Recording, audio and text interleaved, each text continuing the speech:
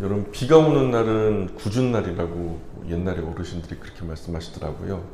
근데요, 저는요, 맑은 날은 좋은 날, 그쵸? 근데 비 오는 날은 더 좋은 날. 하나님 만드신 날들 중에 나쁜 날이 있을까요? 좋은 날, 더 좋은 날만 있어요. 그래서 오늘 비가 오는 날이 얼마나 아름다운지 여러분 좀 그 감성을 좀 보여드리려고, 비가 오는 날이요, 이게 처마 밑에서 빗방울이 튀는 그 모습도 참 아름답고요. 비가 와서 사람들 다 집으로 들어갔는데 이렇게 가로수길, 아무도 없는 가로수길도 참 예쁘다는 거 가르쳐 드리고 싶어서 오늘은 더 좋은 날입니다. 비가 많이 오지만 또 비 오는 수요일에 오신 분들이 진짜 그리스도인들이잖아요, 그죠? 자, 이건 일본 작가가 사진을 찍은 거예요. 자기 집으로 향하는 오솔길인데 이 그림 같죠? 무슨 만화처럼 생겼지만 이게 진짜 있는 그 오솔길이래요. 양쪽으로 꽃이 펴 있고 비가 오는데도 너무 예뻐, 숨막히게 예뻐서, 비 오는 날이 너무 예뻐서 사진을 찍었다고 하는데 너무 아름다운 사진입니다. 제가 오늘 비 오는 날 여러분의 마음에 촉촉한 감성을 드리려고 이렇게 오늘은 꽃다발 대신에 이렇게 비 오는 아름다운 풍경을 선물해 드립니다. 자, 우리 사사기 이야기 20번째 시간입니다. 사사기 17장으로 가보죠. 17장 1절 2절. 사사기 17장 1절 2절 같이 읽습니다. 시작. 에브라임 산지에 미가라 이름하는 사람이 있더니 그의 어머니에게 이르되 어머니께서 은 1,100을 잃어버리셨으므로 저주하시고 내 귀에도 말씀하셨더니 보소서 그 은이 내게 있나이다. 내가 그것을 가졌나이다 하니 그의 어머니가 이르되 내 아들이 여호와께 복 받기를 원하노라 하니라. 아멘.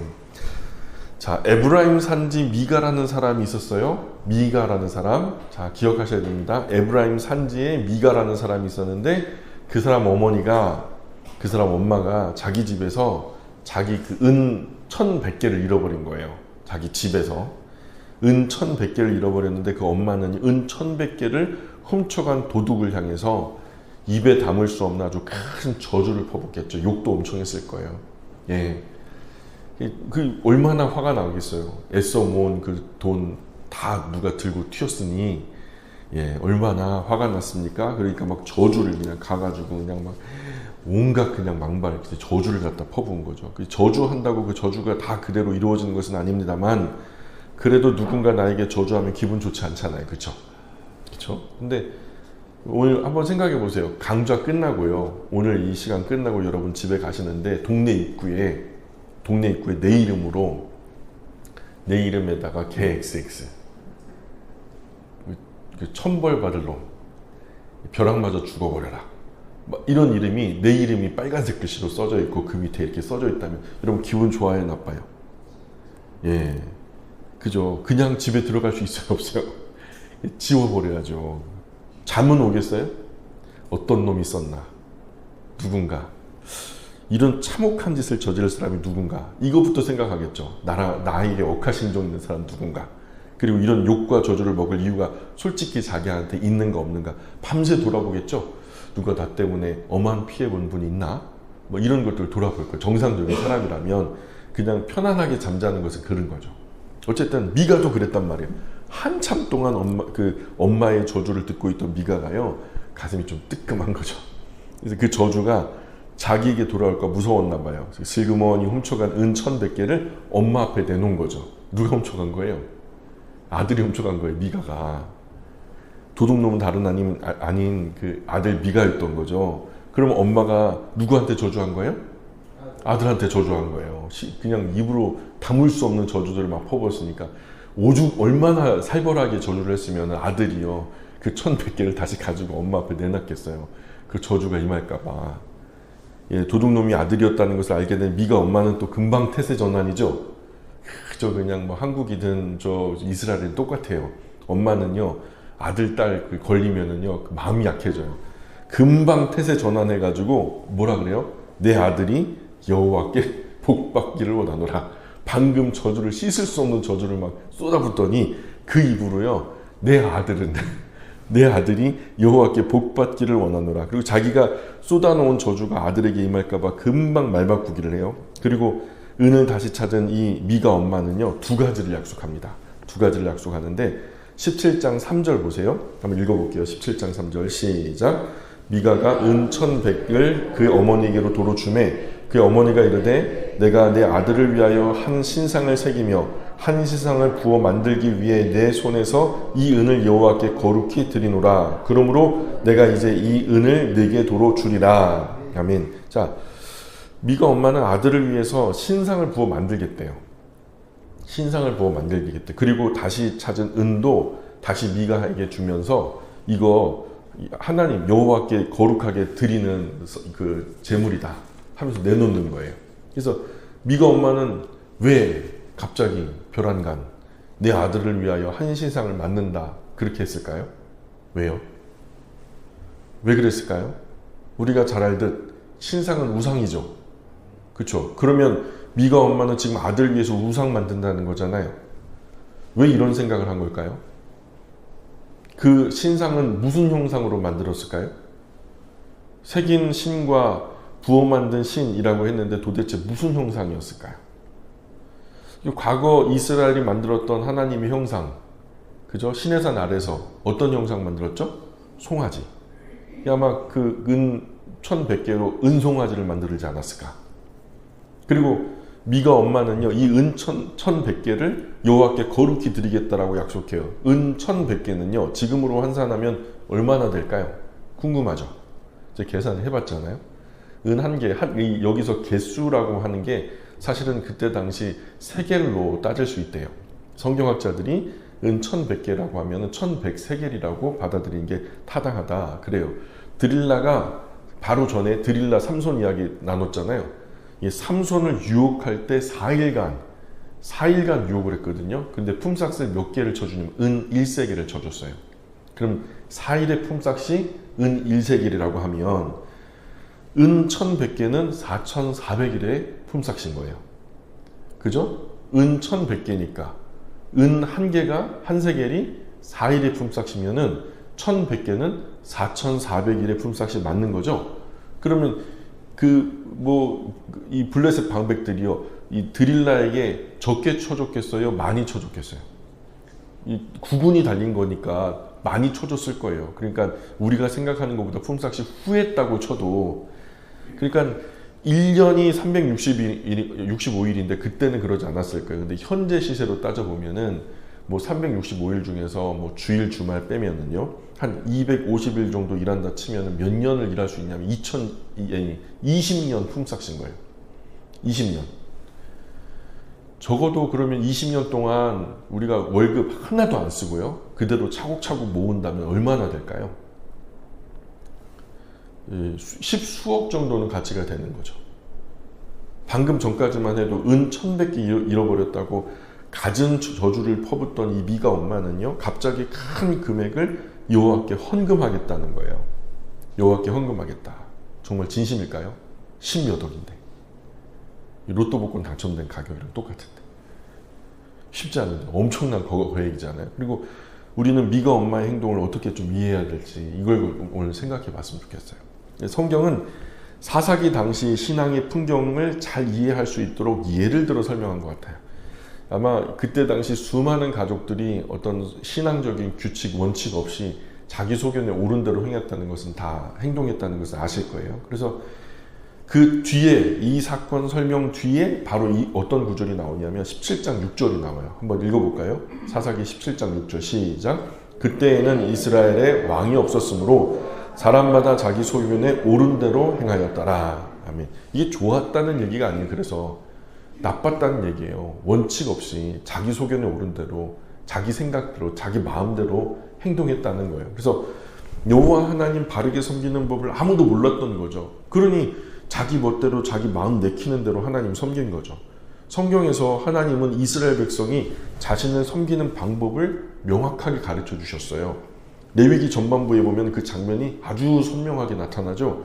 그러나 성경에 나타난 하나님께서 직접 말씀하신 하나님 섬기는 바르고 거룩한 방법을 따르지 않고 하나님 섬기는 신앙마저 자기 소견에 오른 대로, 자기 생각에 오른 대로, 지 마음대로 신앙생활을 했다는 거예요. 요즘 그런 그리스도인들이 참 많아요. 성경과 상관없이 자기 마음이 편하다고, 자기가 부담스럽지 않다고, 자기 마음대로 그래도 된다고 하면서 혼자서요, 자기 소견에 오른 대로 신앙생활 하는 분이 참 많아요. 성경은 전혀 그렇게 말하지 않는데 그냥 자기 생각에, 자기 마음에, 그냥 자기 소견에 오른 대로 지 혼자서 신앙생활 하는 분들이 참 많다. 미가 엄마랑 똑같은 모습이죠. 잘하는 게 아니에요. 하나님을 섬기고 하나님을 사랑하는 방법이 있어요. 성경이 그것을 우리에게 안내하고 있고요. 하나님을 사랑하려면 성경대로 사랑하셔야 되는 거죠. 자, 미가 엄마는 결론적으로 자기 입으로 자기 아들에게 퍼부은 저주를 거두어 드릴 마음으로, 도리어 저주가 복이 되게 할 그런 마음으로 금세 태세 전환을 해서 아들에게 복을 빌어주고 여호와께는 신상을 지어 바치고 거에게 헌금을 내놓겠다고 서원한 거예요. 저와 여러분이 아는 하나님, 이런 섬김을 받으실까요? 이런 섬김 받지 않으시죠. 원래는요, 어떻게 하는 게 맞는 걸까요? 그럼 여러분이 미가의 엄마예요. 그리고 제가 미가라고 생각해 봐요. 그러면 여러분, 미가 엄마로서 미가에게 어떻게 할 거예요? 예? 그냥 아들 미가를 그냥 아주 홍구멍 내줘야죠. 그쵸? 그리고 하나님 말씀 율례 법도 바르게 교훈하고 그 말씀대로 책망하고 못된 행실 바르게 하고 의로 교육해야죠. 너 그러면 되는 거야 하면서 우선은 막 책망하고요, 바르게 하고, 이건 이렇게 하고 저건 저렇게 해야 돼, 이게 맞는 거야, 그리고 그렇게 해봐, 직접 하게 하고. 그래서 잘못된 그 행동을 바로 고쳐주는 것이 이게 맞는 거잖아요. 그래서 깊이 미가가 반성하고 어머니께는 훔쳐간 돈도 다 뱉어놓고 어머니 앞에 100배 사죄하고 또 하나님 앞에 나아가서 깊이 회개하는 것이 하나님 믿는 하나님 사람으로서 맞는 자녀 교육, 신앙 교육 아니겠어요? 그런데 미가 엄마는 거기 멈추잖아요. 어떻게 하냐? 17장 7절.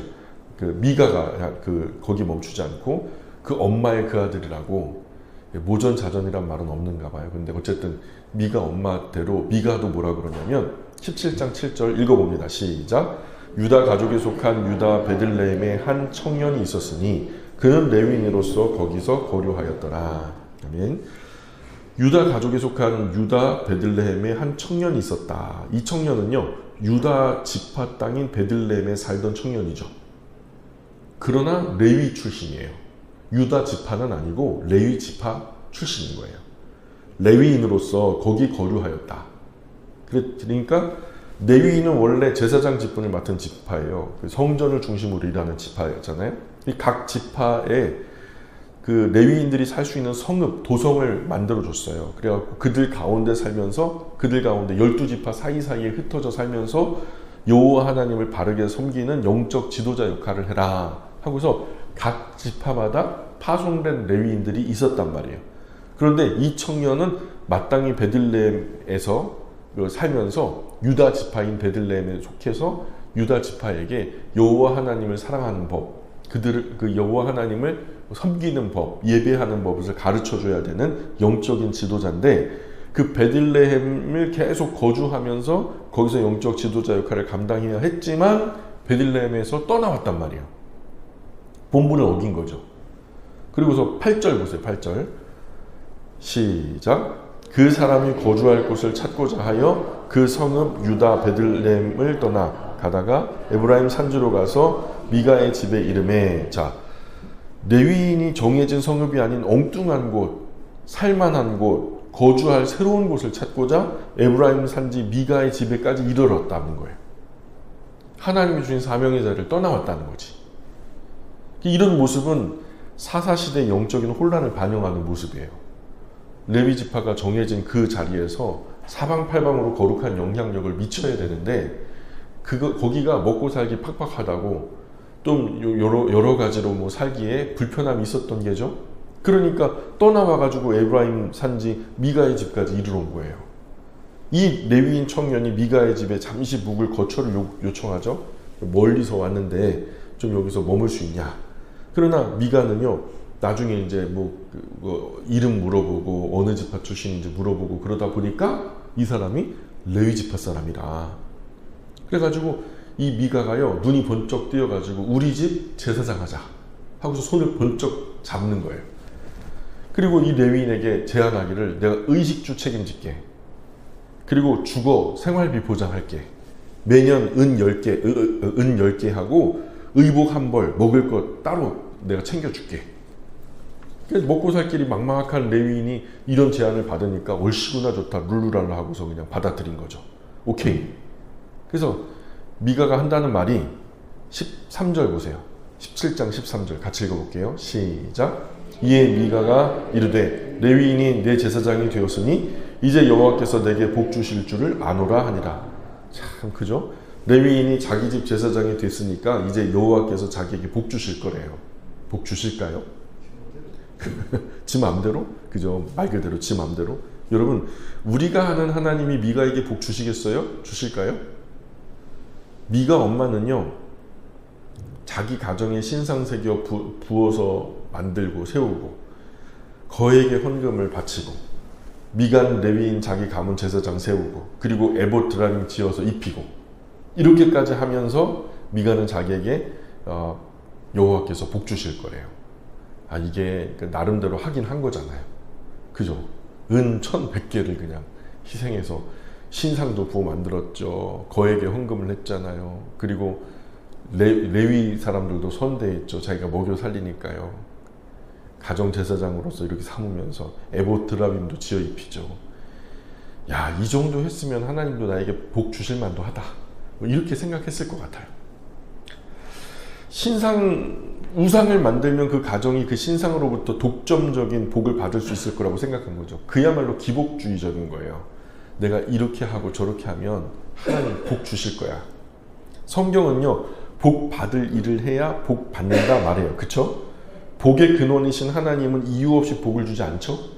그쵸? 복 받을 일을 해야 복을 주시죠? 그냥 싹싹 빈다고 주시는 게 아니죠? 그죠? 싹싹 빈다고 주는 것은 기복주의죠? 복 받을 일도 안 하면서 복 받을 장치만 신경 쓰는 거죠? 그게 기복주의라고 해요. 기복주의. 복은 간절히 원하면서 복은 간절히 원하면서 복 받을 일은 안 하는 것을 꼬집어 말하는 표현이 기복주의예요. 정한수 떠놓고 죽으라고 열심히 빌면 어떻게든 복이 될 거야. 그죠? 성황당 나무 아래서 정성을 다하면 복을 받을 거야. 영험한 시간에 올리는 밤기도, 새벽기도 그거 하면은 복 받을 거야. 또 뭐가 있을까요? 우리가 복 받으려고 하는 어떤 이런 장치들, 이런 것은 다 기복적인 장치들이에요. 하나님은요, 하나님 말씀에서 복 받으려면 복 받을 짓을 하라는 거예요. 기복적인 장치들을 사용하지 말라는 거예요. 이거 하면 된다, 저거 하면 된다, 그런 거 하지 말라는 거예요. 그러니까 지금 이 미가 엄마와 미가가 하는 짓들이 다 기복적인 장치들이에요. 신상 만드는 거, 거액에 헌금하는 거, 레위인 제사장 고용하는 거, 제사장 옷, 에봇 드라빔 지어 입히는 거, 그럴듯한 성전 기구를 만들어서 가정의 제사장 노릇하게 한 거죠. 이것들로 자기의 복의 독점권을 갖게 되었다고 착각하는 거예요. 이게 뭐 이 정도 했으면 하나님이 나에게 복 주지 않을 수가 없다, 이렇게 생각하는 거죠. 이런 모습은 신앙이 타락하고 오염될 때 나타나는 현상이에요. 아마도 이런 미가 엄마와 미가의 모습이 사사시절 여호와 하나님을 섬기는 법을 전혀 몰랐던 하나님의 백성, 하나님의 택한 백성 이스라엘의 영적인 타락상이었다는 거죠. 어떻게 하나님을 섬길지 모르는 거예요. 그리스도인이라고 해가지고 기도도 어떻게 할 줄 모르죠. 예배도 어떻게 드릴 줄 모르죠. 헌금도 어떻게 할 줄 모르죠. 헌신도 어떻게 하는지 모르지. 그 뭐 그리스도인이에요. 그러니까 지금 뭐 나름대로 내 마음에 그냥 뭐 소견에 오른 대로 하나님께서 그냥 지극정성을 다하면 하나님 어떻게든 복 주시겠지. 이거 아니게 이거. 이게 무속이죠. 그런데 이렇게 레위인을 제사장으로 세우는 것은 적법한 건가요? 전혀 아니죠. 전혀 자격 없는 레위인 돈 주고 고용해갖고 개인 제사장 삼은 거예요. 미가 엄마와 미가가 신상 만들고 제사장 세우고 거의 뭐 신을 세운 거잖아요. 신전까지 세우고 거의 전지전능한 하나님 수준이죠. 미가 엄마하고 미가가 뭐라고. 지가 하나님을 막 세우고 말이에요. 만들고 말이에요.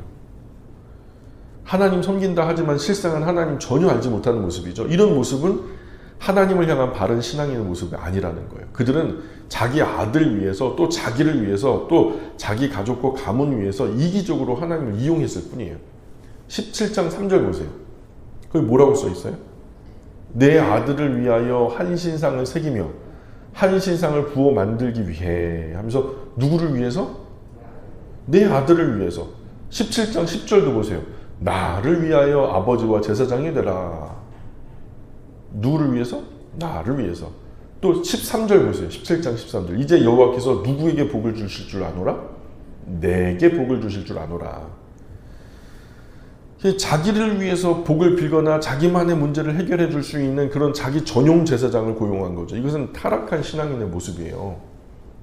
자기 복을 위해서 하나님 이용하는 거예요. 이기적으로 이용하는 거예요. 그런데 18장으로 가볼까요? 18장? 자, 18장으로 가보시면 1절 같이 읽어볼게요. 시작.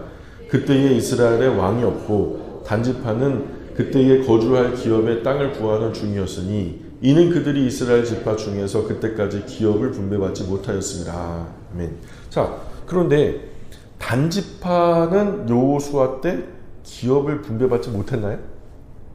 12지파 다 분배받은 걸로 알고 있는데 받았어요? 못 받았어요? 받았죠. 이미 여호수아 때 기업 분배 받았어요. 여호수아 19장 40절로 46절 한번 읽어볼게요. 시작. 일곱째로 단 자손의 지파를 위하여 그들의 가족대로 제비를 뽑았으니 그들의 기업의 지역은 소라와 에스다올과 이르세메스와 사알라빈과 아얄론과 이들라와 엘론과 딥나와 에그론과 엘드게와 깁부돈과 바알랏과 여훗과 브레브락과 가드림몬과 메얄곤과 락곤과 요빠 맞은편 경계까지라. 자, 그러니까 단지파 자손을 위하여 경계를 그려준 거예요. 그러면은 기업 분배 받은 거예요? 못 받은 거예요? 받았잖아요. 받았잖아요. 그러나 그 땅을 제대로 차지를 못한 거예요. 제게 딱 그냥 거주민들을 몰아내고 하나님께서 뿌리를 뽑으라 그랬으니까 정복전쟁에서 다 잔당을 몰아내고 차지해야 되는데 제대로 차지를 못한 거예요. 아모리족 속에게 밀려나 막 뿔뿔이 흩어지고 분산되고 결국 새로운 정착지 찾기 위해서 이스라엘 북쪽 지역을 지금 떠돌고 있는 거예요. 단지파가.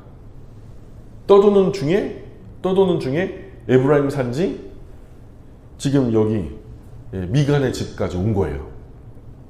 이 모습은 단지파의 실패를 이스라엘 전체의 시각에서 설명한 거예요.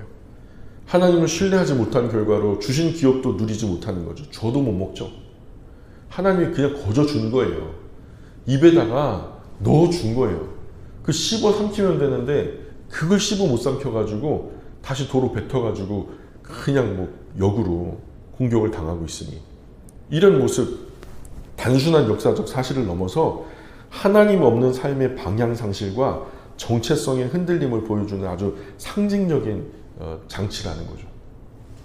어쨌든 자기가 거주할 땅을 찾기 위해 떠돌던 단지파 사람들이 자기가 살 땅을 찾아 염탐하기 위해서 에브라임 산지 미가의 집까지 찾아온 거예요. 그리고 그 집 제사장을 만난 거예요. 단지파에 속한 그 600명의 군인들이 무기로 무장을 하고 미가 가문을 그냥 겁박을 합니다. 신상 에봇 드라빔을 빼앗아요. 그 신상 부어 만든 신상을 뺏고 에봇과 드라빔을 뺏어가고 막 그렇게 개인의 신전에서 그걸 가져가려고 하니까 미가의 개인 제사장이 그곳에서 신전에서 튀어나오면서 따지는 거죠. 뭐 하는 거예요 도대체? 남의 집에서 남의 신당에서 지금 뭐 하는 겁니까? 하고 따지러 나온 거죠. 이 단지파 사람들이 제사장이 입을 막아요. 그리고 한 가정의 제사장 되지 말고 한 지파의 제사장 되면 어떠냐 제안을 하는 거죠. 19절 보세요. 19절 시작. 그들이 그에게 이르되 잠잠하라 네 손을 입에 대라 우리와 함께 가서 우리의 아버지와 제사장이 되라. 네가 한 사람의 집의 제사장이 되는 것과 이스라엘 한 지파 한 족속의 제사장이 되는 것 중에서 어느 것이 낫겠느냐 하는지라. 어느 게 나아요? 한 지파가 낫죠. 그죠? 이 말에요. 이 미가의 이제 사립 제사장이죠. 사설 제사장이죠. 기뻐가지고 룰루랄라 에봇과 드라빔을 지가 받아들고요. 600명 단지파 군인들을 따라가요. 그러니까 20절 보세요. 20절. 시작. 그 제사장이 마음에 기뻐하여 에봇과 드라빔과 새긴 우상을 받아가지고 그 백성 가운데로 들어가니라. 그쵸. 그리고 600명 단지파 군인들이요, 미가 가정에 있던, 그냥 간 게 아니라요, 미가 가정이 굉장히 부자였던 것 같아요. 근데 거기에 살던 어린 아이들, 가축들, 값진 물건들 다 빼앗아 떠난 거예요. 동족인데. 21절 시작. 그들이 돌이켜 어린 아이들과 가축과 값진 물건들을 앞세우고 길을 떠나더니, 그쵸. 그리고서 이제 이 미가와 이웃집 사람들이 그냥 이게 뭔 일이냐 이게, 이런 법이 어디 있어 하면서, 나름대로 미가도 부자인 축에 속하니까 영향력이 있었던 게죠. 아는 사람 다 나와 그래가지고 세력을 만들어가지고 이 단지파 사람들을 뒤쫓아간 거예요. 그 뺏긴 거 빼앗으러 오려고. 그런데 무기 든 사람만 600명인데 그 되겠어요? 단지파 군인들이 말하죠. 지금 여기서 이제 적혀 있는 것은 좀 이렇게 고상하게 적혀 있지만, 이걸 지금 이 상황에 맞게 번역을 하자면 이래요. 우리 앞에서 찍소리도 하지 마. 찍소리도 하지 마. 너희가 말로 열받게 하면 우리 중 누구라도 너희를 치기 시작하면 너희 다 죽는 거야. 그러면 그나마 있던 너희 목숨도 잃는 거야. 죽기 싫으면 찍소리도 하지 말고 돌아가. 기회 주는 거야. 돌아가. 이 말에 미가와 함께 미가와 함께한 많은 사람들이 조용히 집으로 돌아가요. 네. 자, 18장 22절로 26절입니다. 18장 22절로 26절 한번 읽어볼게요. 시작. 그들이 미가의 집을 멀리 떠난 때에 미가의 이웃집 사람들이 모여서 단 자손을 따라 붙어서 단 자손을 부르는지라. 그들이 얼굴을 돌려 미가에게 이르되 네가 무슨 일로 이같이 모아가지고 왔느냐 하니, 미가가 이르되 내가 만든 신들과 제사장을 빼앗아 갔으니 이제 내게 오히려 남은 것이 무엇이냐, 너희가 어찌하여 나더러 무슨 일이냐고 하는지라. 단 자손이 그에게 이르되 네 목소리를 우리에게 들리게 하지 말라. 노한 자들이 너희를 쳐서 내 생명과 내 가족의 생명을 잃게 할까 하노라 하고, 단 자손이 자기 길을 간지라. 미가가 단 자손이 자기보다 강한 것을 보고 돌이켜 집으로 돌아갔더라. 깨갱하고 집으로 돌아갔다는 거죠. 이 단지파 군인들은 그렇게 떠나갔는데, 인근 라이스라고 하는 동네 이름입니다. 아주 평화롭게 사는 성읍이었어요. 해코지할 만한 그런 사람도 없고요. 그냥 뭐 외부적으로 침략을 당한 적도 없고, 그냥 조용히 평화롭게 잘 살던 라이스 거민들을요, 학살하고 내쫓고 그리고 불을 태운 거예요. 그 성에다가. 이런 겁박과 포악으로 단지파는요, 자기들이 살 터전으로 라이스를 차지하는 거예요. 그리고 이 라이스에서 미가가 새겨 만든 우상과 더불어서 미가의 사람, 그 제사장, 사립 제사장이죠. 더불어서 우상 숭배에 빠지면서 영적 타락의 길을 걷게 됩니다. 이때 세웠던 이 단지파의 우상이요, 앞으로도 오랫동안 단지파를 괴롭게 해요. 27절 볼까요? 18장으로 건너가 볼게요. 18장 27, 28, 29절 같이 읽어봅니다. 시작. 단 자손이 미가가 만든 것과 그 제사장을 취하여 라이스에 이르러 한가하고 걱정 없이 사는 백성을 만나 칼날로 그들을 치며 그 성읍을 불사르되, 그들을 구원할 자가 없었으니 그 성읍이 베드로 가까운 골짜기에 있어서 시돈과 거리가 멀고 상종하는 사람도 없었음이었더라. 단 자손이 성읍을 세우고 거기 거주하면서 이스라엘에게서 태어난 그들의 조상 단의 이름을 따라 그 성읍을 단이라 하니라. 그 성읍의 본 이름은 라이스였더라. 그렇죠. 라이스 있는 사람들을 다 때려잡고 불지르고, 그리고서 거기에 자기들이 살게 된 거죠. 그래서 미가가 이제 만든 우상과 제사장을 앞세워서 무고한 양민을 학살하고 또 성읍을 불태우고 도성을 빼앗죠. 그야말로 오랑캐 같은 짓을 한 거예요. 이후로도 단지파는요, 미가가 만든 새긴 우상을 위해서 자격 없는 제사장들을 계속 세워요. 계속해서 단지파를 이게 괴로움의 사슬이 돼요. 그리고 단지파는 우상 숭배로 하나님을 대적하는 만행을 지속적으로 계속해서 저지르게 되죠. 그래서 31절에 18장 31절에 같이 읽어봅니다. 시작. 하나님의 집이 실로에 있을 동안에 미가가 만든 바 새긴 신상이 단 자손에게 있었더라. 아멘. 하나님이 머무는, 하나님이 약속하신 그 집은요, 성막은요, 지금 실로에 있는 상황이었어요. 근데 실로에 있는데 그 실로와 다르게 임의로 자기가 만든 그 신상이 지금 단 자손에게 있었다. 그래서 나중에 북이스라엘이 이제 잘라가지고 올라가잖아요.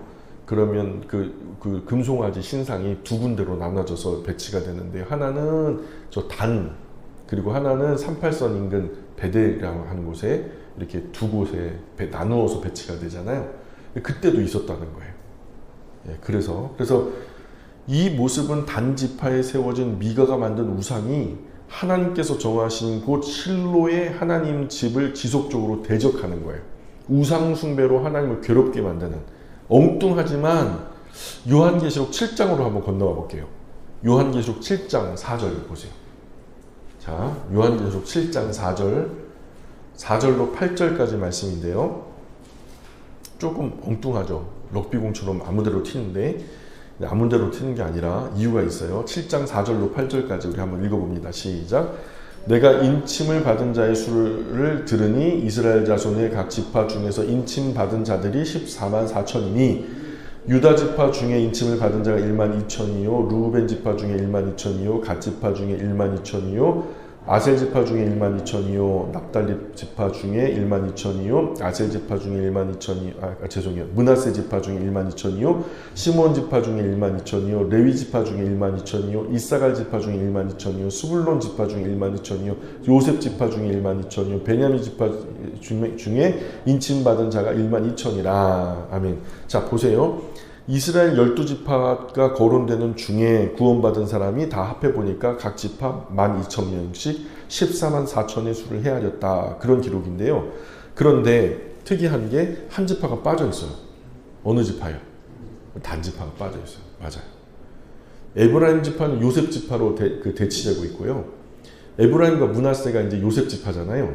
요셉이 이제 그 아버지의 사랑의 혜택을 못 받았기 때문에 나중에 이제 아버지가 그 손주들을 아들의 반열로 이끌어 올리면서 에브라임과 므낫세로 나눠졌잖아요. 근데 이 므낫세는 거론이 되는데요. 에브라임 지파가 없잖아요. 근데 에브라임 지파는 요셉 지파라고 이제 거명되고 있어요. 그렇다 치면 레위 지파가 들어온 거고요. 사실은 레위 지파가 들어온 거고 단 지파가 빠진 거예요. 지금 12지파 중에서 단 지파만 빠진 거예요. 이런 결과는 단 지파가 우상 숭배와 거짓 신앙으로 자기 주변 세력들을 타락시켰고 끝끝내 회개하지 않은 채 죄에 대한 하나님의 진노를 맞았을 거라고 예상하는 거죠. 그래서 사람은 복 없이는 살 수가 없어요.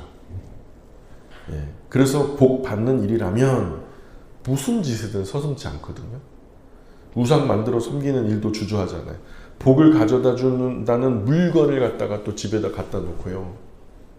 또 현관 들어오는 문 앞에다가 해바라기 그림을 걸어놓으면 돈이 많이 들어온다나? 죄송하지만 댁에 가셔서 현관에 해바라기 그림 달려있으면 그거 조용히 떼세요. 그리스도인이라고 이름하면서 그런 걸로 기복을 말하는 거 참 쪽팔린 거예요. 창피한 거예요. 그러니 그런 장치들, 그런 것들이 복을 가져다 준다라고 그림 그려놓고 복 가져오는 그림 걸고 부적을 그리고 그리고 명태에다가 10,000원짜리 물려 무슨 실로 묶어놨고 그렇게 하고, 나는 거기가 무슨 저기 무속신앙의 사람인 줄 알았는데 그리스도인의 집이에요 거기가. 나중에 이제 얘기를 하는데 핑계를 대기를 전에 있었던 집에서 이사 가면서 안 떼간 거라고. 이게 우리 게 아니라고. 지금은 그럼 누구 집인데요? 지금은 누구 집인데 아직 걸어놔 그걸. 창피한 줄 알아야지. 그리고 복복자 써가지고 거꾸로 이렇게 하는 거 중국에서 이제 가지고 온 거 복을 갖다 그릇째 담아낸다나 그런 걸 갖다 또 그렇게 새겨가지고 그냥 특별한 장소 지정된 장소 붙이거나 감추거나 막 두기도 하고 말이야. 팬티 안에 넣고 다니고 막 신발 안에 넣고 다니고. 창피한 줄 알아야죠. 나 뜨거워 죽을 것 같아요. 아주 그냥 어디 그리스도인이라고 말이나 하지 말지. 물론 우리 영광교회 성도님들 중에서 그런 분 만난 적은 없는데 다른 교회에서 신방 갈 때마다 느꼈던 그런 정말 창피한 줄 알아야지. 나 뜨거운 줄 알아야지. 그런 거 모르더라고요. 더 나아가서 복받기 위해서 남들이 하지 않는 엉뚱하고 아주 특별한 행동을 하기도 해요. 몸에 막 상처를 내거나 뭐 문신을 새기거나 108배를 하거나 1000배를 하거나 어떤 분은요 1만 배를 하는 분도 봤어요. 1만 배. 10,000번 절을 하는 거예요. 10,000번. 그리고 티베트 불교 같은 데 가보면요 이제 우리식으로 보면 삼보일배라고 하죠. 그 오체투지라 그래가지고 팔꿈치, 양팔, 두 무릎, 이마까지를 갖다가 땅에다 댄다 그래갖고 오체투지라고 해갖고 삼보일배를 하는데 오체투지를 삼보일배 또는 오보일배 또는 칠보일배 이렇게 한대요. 근데 이거를 갖다 그냥 몇백 미터가 아니라 천수백 킬로미터.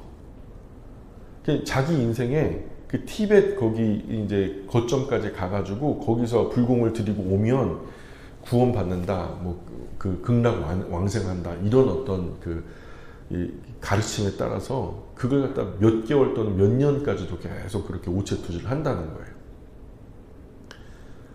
복이 있다는 날 받아가지고 이사하고 그리고 막 궁합도 보고 이 사람하고 결혼하면 부자가 된다 잘 된다 해갖고 궁합도 보고 사주팔자 그냥 사주단자라 그런 것도 보고 결혼하고 아기도 날 받아서 낳고 야 아가야 지금 나오면 안 된다 나중에 하루라도 늦게 나와야 된다 내일이 기일이다 내일이 그냥 귀한 날이다 막 그러면서 개인과 가족과 가문의 특별한 행사 날 받아가지고 무당한테 물어보고 하기도 하고 이 모든 것들은 사람이 어떤 노력을 하면 특별한 복을 받을 수 있다는 공통점을 가지고 있는 거죠. 내가 어떤 날, 특별한 날, 어떤 특별한 어떤 장치들을 통해서 복 받을 수 있다고 생각하는 거예요. 이게 복 받을 짓이에요? 그 장치들인 거예요. 이런 것들을 기복주의라고 하는 거예요. 사람 노력만으로 사람의 복된 앞길을 열 수 있을까요? 육체적인 이 땅의 복은 노력으로 어느 정도 누릴 수 있어요. 그냥 열심히 그냥 노력하면 어느 정도 이 땅에서 누릴 수 있는 사람들은 누릴 수 있겠죠. 하지만 이 땅과 내세까지 연결되어진 진정한 의미의 복, 그 영적인 복은요, 사람의 노력은 근처도 가지 못해요. 왜냐하면 그 복은요, 한 근원에서 나오는데, 한 샘에서 흘러나오는데 그 복의 근원이 누구냐? 여호와 하나님이시거든요. 때문에 우리는 미가의 집 결말과 단지파 결말을 절대로 잊어서는 안 된다는 거예요. 하나님은 분명히 살아계세요. 하나님 분명히 살아계십니다. 하나님 업신여기고 배교하는 것은 하나님 화를 자초하는 일이에요. 하나님이 화딱지가 나는데 복을 부어주시겠어요? 진노를 퍼붓고 저주하지 않으면 다행이지. 하나님은요 반드시 신원하세요. 복의 근원은 하나님이시죠. 다른 엉뚱한 신에게 엉뚱한 장치로 복을 받으려고 하는 행동, 그거는요 하나님 앞에서는요 아주 불손한 행동이에요. 그 자체는 하나님 앞에서 하나님을 배신하는 행동인 거예요. 하나님을 크게 노엽게 만드는 행동이라고요. 결국 그분 앞에 설 수 없어요. 반드시 망합니다. 다른 곳에서 복을 비는 것은 반드시 망해요. 이것이 저주를 자초하는 일이에요. 하나님의 엄의한 진노를 피할 수 없다는 거죠. 다시 말씀드릴게요. 하나님 외에 다른 곳에서 복을 비는 그 자체가요 하나님을 배교하는 행위예요.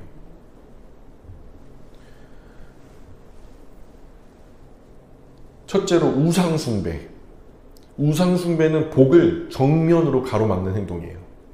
하나님은 분명히 우리에게 너는 너를 위하여 새긴 우상, 즉 신상 만들지 말라라고 명령해요. 누구를 위하여? 나를 위하라고 하지 않아요. 너를 위하여. 여러분, 그리고 그 앞에 절대로 절하지 말라고 명령해요. 그 말씀 끝에 뭐라고 말하면 하나님이 나는 질투하는 하나님이다. 분명히 밝히시죠. 하나님 우리 사랑해요? 안 해요? 사랑하죠. 그분은 그냥 사랑 자체예요. 하나님은 사랑이시라. 하나님은 사랑이세요. 하나님은 사랑하실 수밖에 없어요. 우리를 지으신 이유도 사랑하려고 지으신 거고요. 우리를 사랑하세요. 근데 우리보다 더 끔찍하게 사랑하신 하나님이 뭐라고 하냐면 너를 위하여 새긴 우상을 만들지 마라. 여러분 우리가 부모님 말씀 잘 들어야 돼요? 안 들어야 돼요? 왜 잘 들어야 돼요? 그분이 나를 사랑하기 때문에. 그 사랑하기 때문에 뭐 어쩌라고요? 절대로 나에게 손해가 되거나 피해가 되는 일은 요청하지 않을 테니까. 그분이 말씀하시는 대로 살면 참 복이 되는 게 자다가도 떡을 먹을 수 있단 말이죠. 근데 그 부모님보다, 그 어머니보다 훨씬 더 우리를 사랑하는 분이 누구냐? 하나님이요. 우리를 사랑하시는 하나님이, 그렇게 극진히 사랑하시는 하나님이 자기 외아들을 주실 만큼 사랑하시는 그 하나님이 우리에게 뭐라 그러냐면, 너를 위하여 새긴 우상을 만들지 마라. 그 앞에 절하지 마라. 나는 질투하는 하나님이야. 절대로 잘 될 리가 없지. 반드시 망한다. 이 말씀 하시는 거예요. 사람이 신 만들고 그 신 상징하는 신상 만들어서 그 앞에 절을 하고 복을 비는 행위는 정말 어리석은 행동이에요. 화를 자초하는 거죠. 스스로 저주를 불러들이는 행동이고요. 그걸 복 받으려고 하는 게 아니라 복 받지 않으려고 저주를 받으려고 하는, 화를 자초하는 일이란 말이에요. 성경은 정말 우매무지한 행동이라고 거듭 말씀하고 있어요. 우상은 신이 아니죠. 사람이 자기 안위 위해서 만들어낸 인형에 불과해요. 인형 뒤에는 뭐가 있냐면, 인형을 까보면 그 안에 뭐가 있냐면 인간의 욕심이 들어있단 말이에요. 제일 큰 문제는 살아계신 하나님은 우상을 만들고 그 앞에 절하고 숭배하는 이런 우상 숭배 행위를 세상 가장 가증하게 더럽게 여기신다라고 거듭 말씀하셨다는 거예요. 하나님이 싫다는 거 굳이 해가지고 노엽게 해서 우리가 받을 게 뭐가 있겠어요. 그래서 그런 우상 숭배하는 사람들을 저주의 대상, 진노의 대상, 멸망의 대상이라고 말씀하시는데요. 그러면 결론은 우상 숭배 버려야 복을 받는 거예요. 우상 숭배 끊어야 복을 받는 거예요. 복 받기 원한다면 온 우주의 모든 복을 가지고 계신 복의 근원 되시는 하나님께 구해야 맞는 거예요. 온 우주 모든 복을 가지고 계신 하나님께서 우상을 만들고 그 앞에 절하고 우상 숭배하면 당연히 복은 없을 것이고, 나는 그 행동에 분노하고, 나는 그 행동에 치를 떨고, 나는 그 행동이 정말로 그런 사람 반드시 저주하고 결국 망한다 말씀하고 또 말씀하시는 거예요. 그러면 우리가 복 받으려고 한다면 당연히 우상 숭배 버려야 맞는 거죠. 두 번째, 사람 의지하지 말라는 거예요. 첫 번째는 우상 숭배하지 마라. 두 번째, 사람 의지하지 마라. 사람을 지나치게 의지하는 것도 복을 가로막는 행동이에요. 여러분, 미가나 단지파, 레위지파 출신 제사장 뭐 특별하고 영험한 줄 아세요? 레위지파 뭐 대단합니까? 레위지파가 대단해요? 하나님이 대단해요? 하나님이 대단해요. 레위지파가 섬기는 하나님이 더 대단한 거예요. 우리 시대도 자기를 영적으로 특별한 경험이 있는 뭐 사람처럼 축혀 세우면서 어떤 한 특정한 목회자, 그게 막 신격화되는 거는요, 반드시 주의해야 됩니다. 어느 목사가 이름이 난다, 유명해진다, 조심하셔야 돼요. 일단 거르고 보셔야 돼요. 예, 어떤 특별한 직분자, 신비한 영적 체험을 했다라고 하는 뭐 신유 은사자, 뭐 임사 체험자, 아니면 천국 지옥을 봤다라고 하는 사람 무조건 거르고 보셔야 돼요. 다 가짜입니다.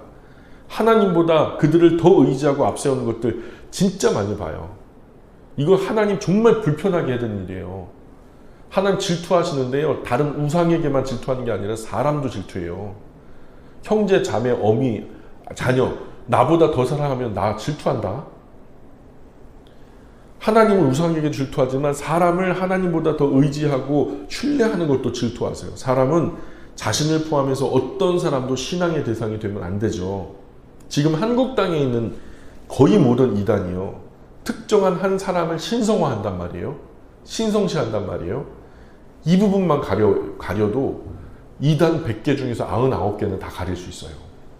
어떤 교주가 신격화된다? 그 사람 입에서만 참 진리의 말씀이 나온다?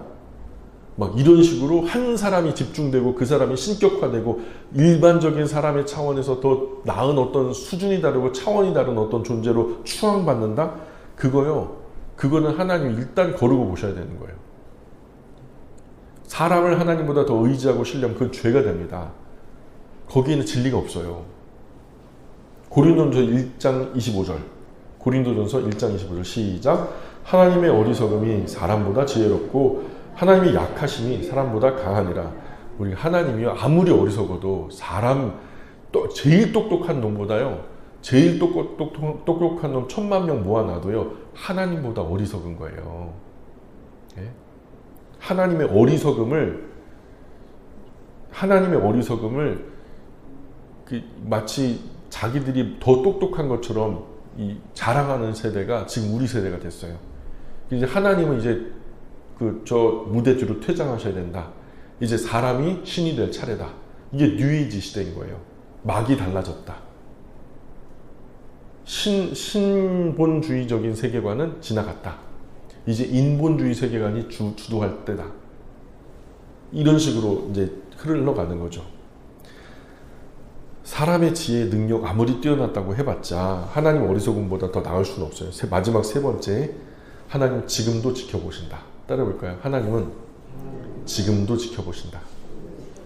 하나님은 우리 신앙과 태도를 지켜보고 계세요. 믿으시기 바랍니다. 예. 왜 지켜보실까요? 네? 이뻐서? 왜냐하면 합당한 사람에게 복 주시려고. 내가 하늘의 복을 쌓아놓고 있대요. 복 받을 만한 사람을 찾고 계신대요. 복 주시려고 지켜보고 계신대요. 우상숭배 유혹 물리치세요. 노골적으로 절간불상이나 뭐 로마교 마리아상 앞에 고개를 조아리는 것만 우상숭배가 아니에요. 살아있는 내 남편, 아내, 자식, 부모, 죽은 조상 하나님보다 더 신뢰하는 거, 이거 우상숭배예요. 죄송하지만 우상숭배 맞아요. 하나님보다 더 의지하는 거, 더 사랑하는 거, 더 신뢰하는 거, 그 우상숭배예요. 복을 받으려면 먼저 하나님을 살펴야 돼요. 왜냐하면 하나님은 만복의 근원이 되시거든요. 그래서 하나님께서 우리에게 복 주실 때 그 복을 가로막는 어리석은 짓을 하지 말아야 돼요. 그 첫 번째가 우상숭배하지 말아야 되는 거예요. 자기 중심, 사람 중심 신앙생활 버려야 되고요. 이 사람이면 안 된다. 저 사람 아니면 안 된다. 이런 생각 저버려야 돼요. 그리고 복의 근원 대신 하나님 눈치만 살펴야 돼요. 미가 엄마가 자기 아들 위해서 하나님 이용해 먹듯 단지파도 자기들 위해서 하나님 이용해 먹죠. 단지파가 뭐 그렇게 그 제사장 그 레위 지파 사람 데려가고 뭐 에봇 드라빔 가져가고 신상 가져가고 막 그래가지고 뭐 하나님 경배할게요? 그들도 또 뭐예요? 18장 5절에 보면 우리를 위하여, 30절에도 자기들을 위하여, 다 이기적인 거예요. 결국 자기를 위하여, 자기들을 위하여 새겨 만든 우상과 그 우상 숭배, 그리고 사람 의지하여 자격 없는 자를 제사장 만들어 가지고 의지한 것 때문에 그것이 원인이 돼서 미가의 가정도 단 지파도 멸망에 이르게 됩니다. 우리 사람을 끔찍이도 아끼고 사랑하는 하나님은요, 우리를 위한 것이 무엇인지 이미 말씀하셨어요. 나는 너희를 사랑한다. 세상 그 무엇보다 사랑한다. 그렇기 때문에 너희는 이렇게 해야 된다라고 말씀하신 것이 출애굽기 20장 3절 보세요. 출애굽기 20장 3절로 6절입니다. 한번 읽어볼게요. 시작. 너는 나 외에 다른 신들을 내게 두지 말라. 너를 위하여 새긴 우상을 만들지 말고 또 위로 하늘에 있는 것이나 아래로 땅에 있는 것이나 땅 아래 물속에 있는 것에 어떤 형상도 만들지 말며 그것들에게 절하지 말며 그것들을 섬기지 말라. 나 네 하나님 여호와는 질투하는 하나님인즉 나를 미워하는 자의 죄를 갚되 아버지로부터 아들에게로 3, 4대까지 이르거니와 나를 사랑하고 내 계명을 지키는 자에게는 천대까지 은혜를 베푸느니라. 아멘. 자, 하나님을 사랑한다, 하나님을 사랑하지 않는다가 아니라요, 하나님을 사랑한다 반대급부에 뭐가 있어요? 우상을 숭배한다. 자, 이런 어리석은 짓 속에 한 목적은 우리는 그렇게 살면 안 된다라고 말씀해 주시는 거예요. 이 교훈을 얻어서 복을 얻을 수 있는 삶을 살아드릴 때 우리는 이 땅과 내세의 영원한 복의 주인공이 될 수 있죠. 세상 모든 우상 숭배 거절하시고요, 오직 하나님만 사랑하는 거. 오늘 교훈은 아주 간단해요. 세상 모든 우상 숭배 다 버려버리고 오직 하나님만 사랑하는 거. 그래서 우리 모두 이 큰 복의 주인공이 되시길 주님의 이름으로 축복합니다. 기도하겠습니다.